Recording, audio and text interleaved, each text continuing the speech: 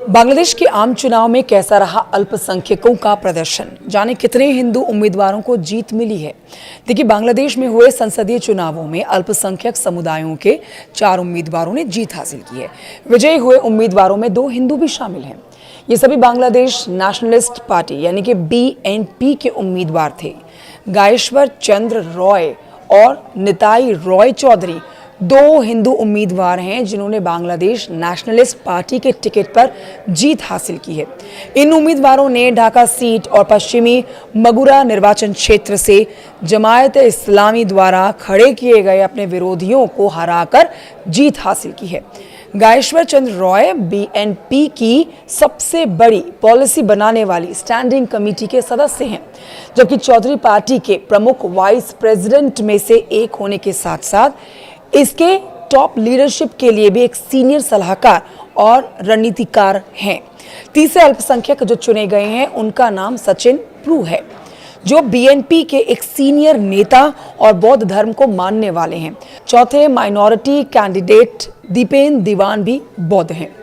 बांग्लादेश चुनाव आयोग के मुताबिक चुनाव में 79 कैंडिडेट्स ने हिस्सा लिया, जिसमें ज़्यादातर हिंदू धार्मिक माइनॉरिटी कम्युनिटी की 10 महिलाएं शामिल थीं। देखिए, बांग्लादेश की कम्युनिस्ट पार्टी CPB ने सबसे अधिक 17 माइनॉरिटी कैंडिडेट उतारे थे। 22 पॉलिटिकल पार्टियों ने 67 उम्मीदवारों को मैदान में उतारा। 12 इंडिपेंडेंट कैंडिडेट्स के तौर पर चुनाव लड़े थे।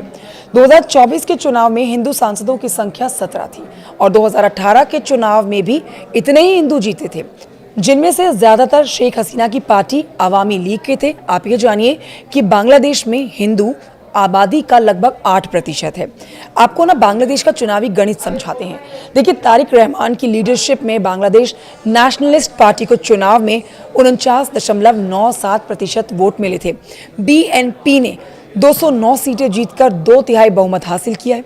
जमायत इस्लामी को देश की 1971 में पाकिस्तान से आज़ादी का विरोध कर रही थी, जहां 31.76% वोट और 68 सीटों के साथ अपना अब तक का सबसे अच्छा प्रदर्शन इन्होंने किया।